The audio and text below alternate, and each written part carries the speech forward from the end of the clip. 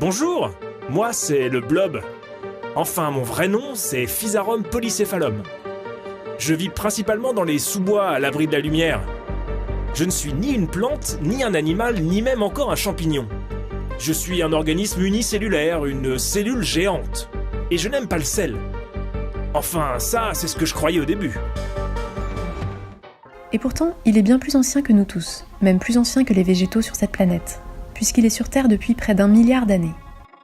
Parmi ses particularités qui passionnent les scientifiques, le blob n'a pas de cerveau, mais il est très intelligent et s'adapte de façon surprenante à son environnement.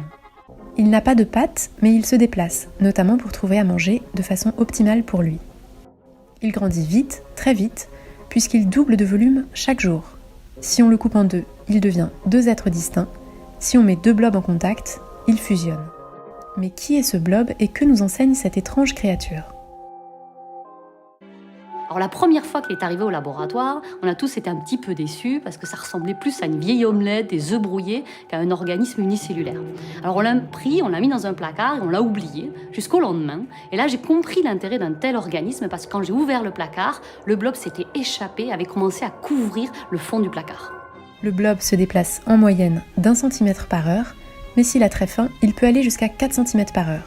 Comment est-ce possible sans pattes ni système de propulsion ? Eh bien, c'est grâce à un réseau de veines dans lequel coule un fluide, le protoplasme. Et s'il y a bien une chose pour laquelle le blob se déplace, c'est la nourriture. Contrairement à la créature de cinéma, ce blob est inoffensif. Il vit habituellement dans les sous-bois où il mange des champignons. Mais dans les laboratoires, il est nourri avec des flocons d'avoine.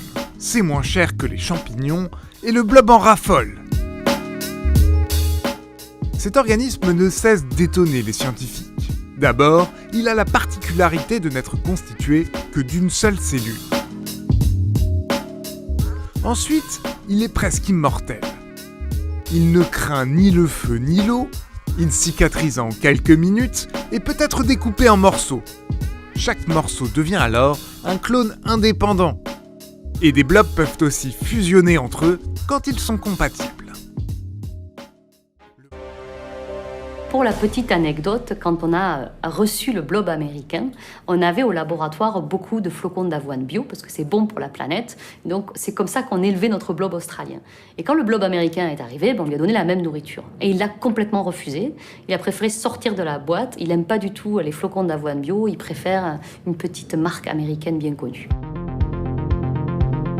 Ces découvertes alimentent aujourd'hui de nombreuses études fondamentales sur l'intelligence cellulaire, partout dans le monde. Demain, nous, les blobs, pourrions éclairer la recherche sur la croissance des tumeurs cancéreuses ou révéler de nouvelles molécules. Certes, je donne l'impression de sortir d'un film de science-fiction. Et pourtant, je pourrais permettre aux humains de mieux comprendre la complexité du vivant.